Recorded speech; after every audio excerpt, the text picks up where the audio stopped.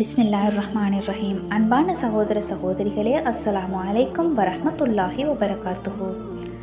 அல்லாஹ் எந்த கிழமைகளில் எதை படைத்தான்?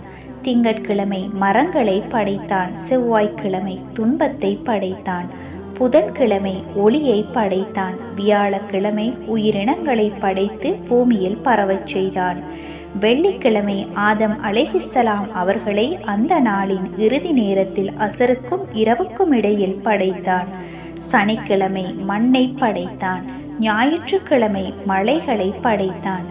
அறிவிப்பாளர் அபூ ஹுரைரா ரலியல்லாஹு அன்ஹு. ஆதாரம் சஹீஹ் முஸ்லிம், 5379வது ஹதீஸ். வஸ்ஸலாம்.